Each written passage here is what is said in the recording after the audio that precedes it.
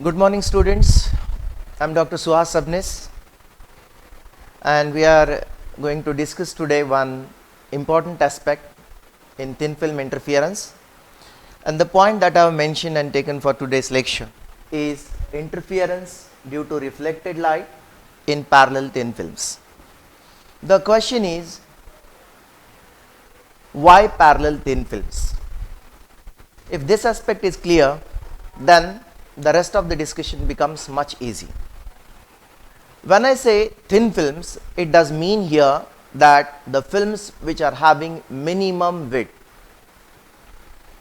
When I say the films are parallel, I do mean that I have removed chromatic aberration, spherical aberration, or any other sort of aberration from the top surface and from the bottom surface from both sides, so that I get a film which is uniform in terms of density, parallel in terms of appearance, there is no density variance. The entire surface is a very thin surface, unaberrated surface, which is parallel to itself. Now, by this assumption that I have taken a parallel thin film, many complications that may arrive due to density aberrations, due to thickness aberrations, due to any other sort of aberrations that are present normally in any glass plate are systematically avoided here, and we don't have to consider these particular aberrations while calculation for the constructive and destructive interference is concerned. We know the interference is nothing but when two waves arrive at a point, they assimilate at a point, which is the property of the waves. Waves assimilate, waves interfere, and that unique property of interference, it is as general as some properties of the wave. If I can explain, interference, diffraction, polarization, dispersion, these are unique properties of waves. Mass, okay, then density, velocity associated with that mass, we mean that momentum, these are unique properties of particulates. So we have some unique properties of waves explored over here, and first property in that is property of interference, and we are going to test this property against very ideal surfaces like a parallel thin film. Now what are the constraints? The constraint is that I can observe this interference from the reflected side, that is on this side, or I can observe the interference on this side. Okay, so these are the two constraints with which we can discuss these cases. The first case is being taken for today's lecture. So once again we'll look into the heading. It is interference due to reflected light in parallel thin films. Now I already drawn the diagram for you in order to save the time. Let us have a discussion on the diagram, rather the discussion regarding this particular diagram, how the entire interference across the entire range of the film is taking place. Now see here, SA is the incident ray. Again I repeat, SA is the incident ray. The incident ray makes an angle I with the direction of normal at point A. The incident ray SA makes an angle I with the direction of normal at point A. I will be called as angle of incidence. Okay. Now the intensity division is taking place at point A. The ray is partially reflected in the direction AR1. Just see here, the same ray is partially reflected in the direction AR1 and it is refracted in the direction AB. Of course, whenever there is a change in the density, the light will change its course of traversing. It will come closer to the normal. So it is refracted in the direction AB. It will make certain angle with the direction of normal at point A, correct? That angle is R here. R is called angle of refraction. Then from point B, again the ray is internally reflected in the direction BC. See here, it is coming in the direction AB, this is refracted path, and it is internally reflected in the direction BC, and from point C it is taking the exit path CR2. From point B it is transmitted in the direction BT. Okay. Now, we need certain constructions in order to come and arrive at the conclusions of the interference in terms of constructive and destructive, analytics to be carried out over here. So, what are these constructions? I draw AM normal to BC. See here again, AM normal to BC. Again, we can focus more over here. Just see here, CN, this is perpendicular to AR1. CN perpendicular to AR1, and then produce BC in the backward direction. Produce BC in the backward direction so that it meets the extended normal to point A at point P. So that it meets the extended normal to point A at point P. Our given surface is TT and T dash T dash. This is my given thin film, parallel thin film. Mu is the refractive index of the thin film, and outside the thin film we have absolute air medium present. So, if you give this description, you will get complete mark for this particular derivation. It is generally asked for complete 7 marks. So, once again revisit this particular description that I have given, so that in one go you understand what is to be written for this particular diagram. You need to draw a neatly labeled diagram as I have drawn over here, and after that the discussion will be going as I am discussing right now. Okay. Consider a parallel thin film enclosed by the surfaces TT and T dash T dash. SA is the incident ray. The incident ray makes an angle I with the direction of normal at point A. I is called as angle of incidence. From point A, the ray is reflected in the direction AR1 and it is refracted in the direction AB. The refracted ray AB makes an angle R with the direction of normal at point A. R will be called as angle of refraction. From point B, the ray is internally reflected in the direction BC and it is taking this transmitted path BT, and from point C it is once again taking the exit path in the direction CR2. What is our intention? The intention is to find out the path difference between the rays AR1 and CR2. For this we need some constructions to be made. What are these constructions? We draw AM perpendicular to BC. We draw CN perpendicular to AR1 and then produce BC in the backward direction so that it meets the extended normal to point A at point P. Okay. So, if you write this particular description for this particular diagram, you will get full marks. Now let us go for the derivation for this particular diagram. Now, this is for calculation of the path difference. So, I will mention that calculation of path difference. Calculation of path difference.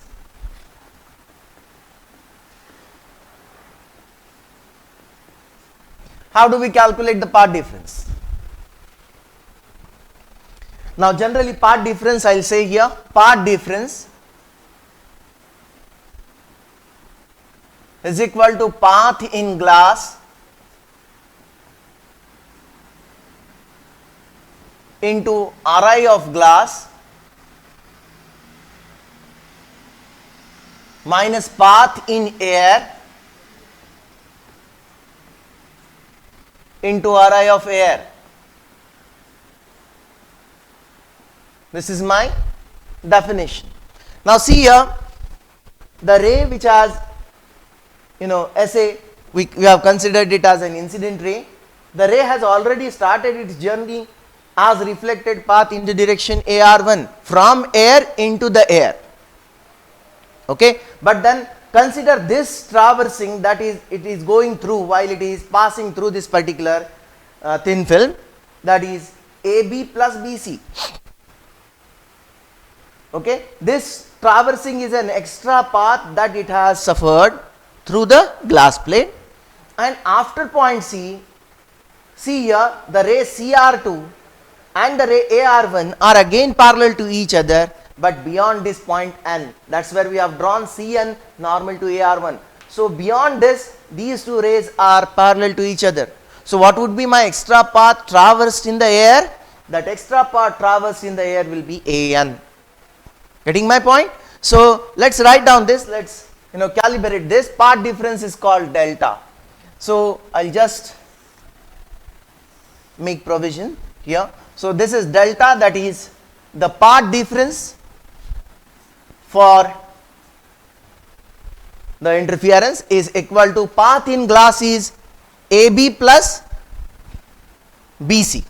Path in glass is nothing but AB plus BC. I'll write that AB plus BC. Of course, when I say path in glass, it is extra path in the glass because we are referring the path difference. Into array of glass is mu minus path in air. What is the extra path in air? I have just discussed that extra path in air is AN. So AN, and what will be the array of air? It is 1. So this will be my equation number 1. So formulation starts over here.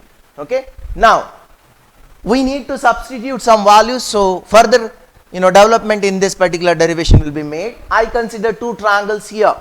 Okay. I consider the triangle ANC. Help me here. Consider the triangle ANC. Now what is sine of I? What is sine I in this particular triangle? Sine I is nothing but AN upon AC. So right here sine I will be equal to AN upon AC. Now consider this second triangle AMC. This is also right angle triangle. So consider, I write here, consider the right angle triangle AMC. Okay. Now in this right angle triangle, once again we need to calculate the value of sine R. Help me. What is sine R over here? Sine R is nothing but MC upon AC. Okay. So I'll write here MC, or we'll write CM upon AC. The popular Snell's law is known by us. Let's give cumulatively this as equation number 2. Okay. Now we know the Snell's law. We'll write here, we know Snell's law. The Snell's law says that mu is equal to sine I upon sine R. Okay, mu is equal to sine I upon sine R. Let's put the values. Sine I is AN upon AC, and the sine R is nothing but CM upon AC. So what do we get? This AC and AC will get cancelled. We'll get mu is equal to AN upon CM. I need the value of AN in equation number 1. For getting this value of AN, I have done this entire construction over here. Okay. So let's get this value of AN over here. AN will be equal to mu into CM. Give this equation number 3. What will be my next statement here then? My next statement is put for AN in equation 1 from equation 3. Okay. Let's write down put for AN from equation 1 in equation 3, from equation 3 I should say, in equation 1 we get, now we will be putting the value of AN as mu into CM in equation 1. Okay. Put that value, what do you get? Delta will be equal to AB plus BC into mu. I refer AN as mu into CM. This is mu into CM. Okay. That does mean that it is AB plus BC minus CM into mu. AB plus BC plus CM minus mu. This will be my equation number 4. See here, this is AB plus BC minus CM. Okay. So in order to solve this entire aspect, I consider now another triangle, and that triangle is triangle ABP. This is the triangle. Okay. What do you find from this triangle? See here, the base angles are equal. By symmetry, you also find that the entire length is also same. That is, length AB is equal to length PB.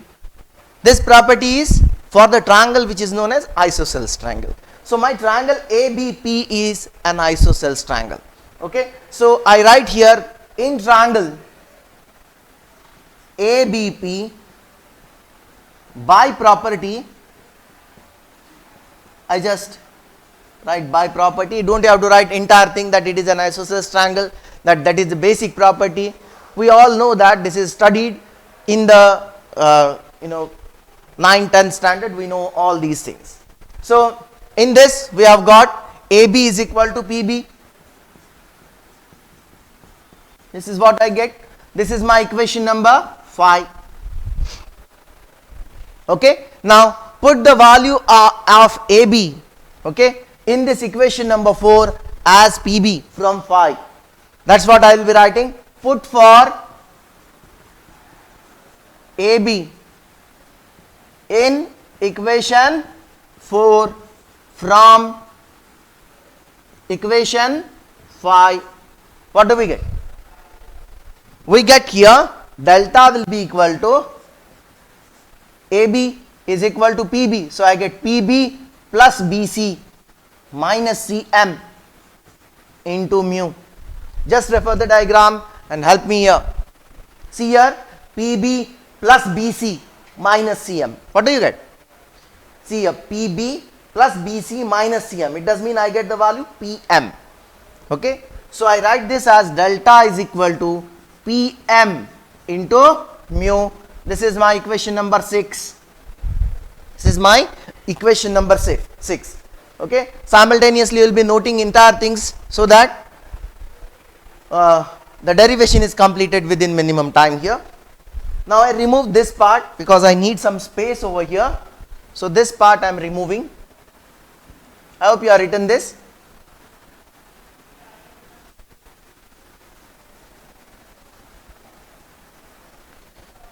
Now see here, I have got delta is equal to PM into mu. For accommodating this PM, I have another bigger triangle to state. See here, PMA, or I will say AMP, which is also a right angle triangle. Okay. So I write here, consider the right angle triangle AMP.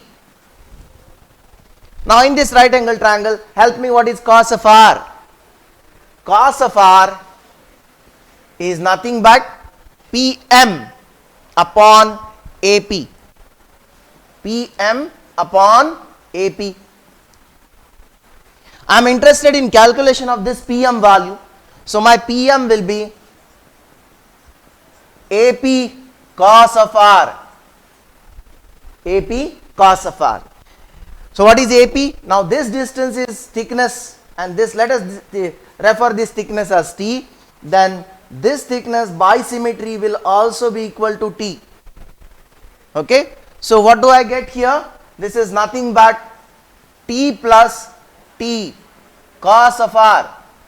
It does mean 2T cos of R. This is my value for PM. PM is equal to 2T cos of R. Okay. Let us put this value of PM in equation 6. Let us say that PM equation is referred as equation 7. What will be my statement once again? Put for PM from equation 7 in equation 6. We get, what do we get? We get here for delta, I will put the value of PM as 2T cos of R. So 2T cos of R into mu. Rearrange this, that is 2 mu T cos of R. I have got one statement for delta over here. Okay. Now see here, this delta refers as path difference between the rays AR1 and CR2. Okay. But this is analytically calculated. Now if we try to calculate the same thing in terms of presence of the bright and the dark spots as we find in our observation, Then analytical treatment says that delta should be equal to n lambda for constructive interference and delta should be equal to 2n plus minus 1 lambda by 2 for the destructive interference. That is very normally known, okay. But then if we compare that with the value of delta, we will be exactly getting the reverse of it. Means experimentally, wherever I need to get the value of the bright spot, I am getting a dark spot, and wherever I need to get the value of a dark spot, I am getting a bright spot, vice versa. Now why this is happening? It does mean that some phase correction is involved, some path correction is involved. Where this path correction is involved? The path correction is involved at point A. So at point A, according to electromagnetic theory of light, that whenever there is a reflection on the surface of a denser film, there is a path difference of lambda by 2 or phase difference of pi introduced. It does mean that if it is coming with a crest, it will go with a trough. It will coming with a trough, it will go with a crest. Okay. This electromagnetic theory is only applicable for the case of reflection, and the background has to be a denser background. Keep that in mind. Okay. So whenever the reflection is happening across a denser background, then the reflection consequently follows with a path change of lambda by 2 plus minus lambda by 2 and a phase change of pi.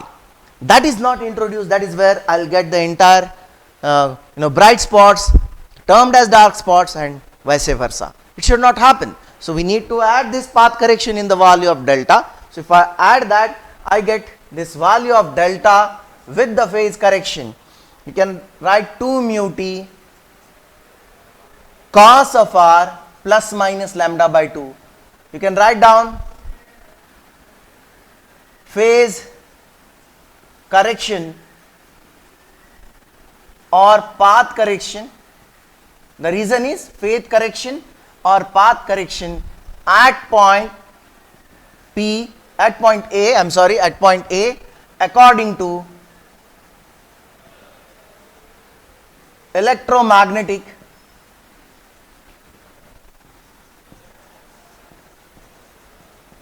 theory of light.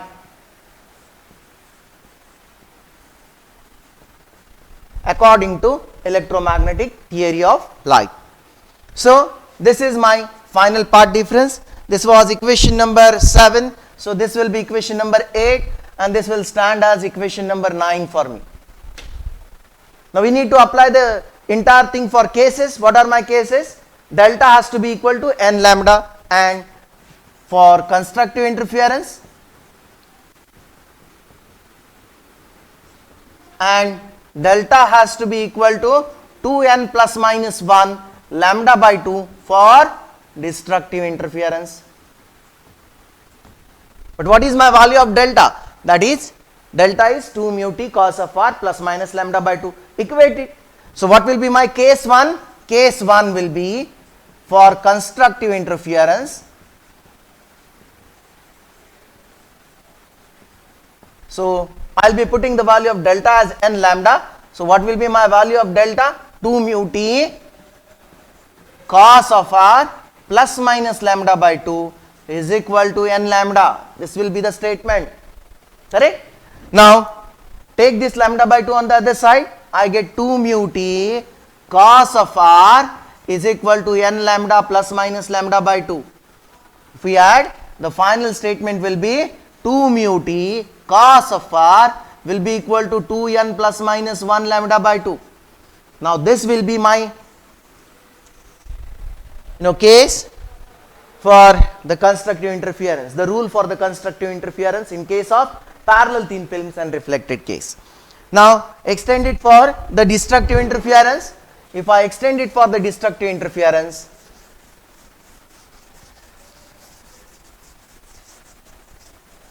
I will get here delta is equal to 2n plus minus 1 lambda by 2, but my value of delta is again 2 mu t cos of r plus minus lambda by 2.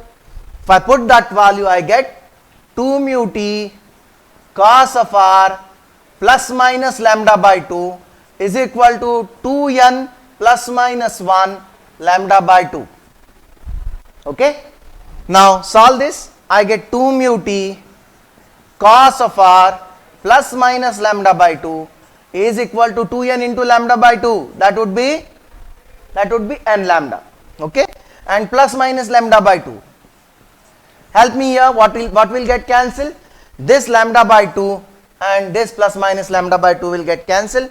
The final outcome is 2 mu t cos of r is equal to n lambda. Of course, what will be my equation number? The last equation number was 9. Cumulatively, let us say by analytical treatment, this is my equation number 10. This will be my equation number 11 and this will be my equation number 12. So, 2 mu t cos of r is equal to 2n plus minus 1 lambda by 2 is the rule for the constructive interference here, case for constructive interference, and the case for the destructive interference is 2 mu t cos of r is equal to n lambda. Okay. So, the entire thing, the entire question starts from drawing the diagram, giving the explanation for the diagram, starting with the definition of the path difference, and then continuing the derivation to get the value of delta, then saying that there is a phase correction or path correction involved, introducing the path correction and getting the corrected value of delta, and finally introducing the analytical treatment delta is equal to n lambda and delta is equal to 2n plus minus 1 lambda by 2 to finally get these two statements as equation number 11 and equation number 12. If we do that, this is the complete derivation for interference due to reflected light in parallel thin films. I hope students you understood this entire thing. This is very important for the examination. Thank you. Thanks a lot.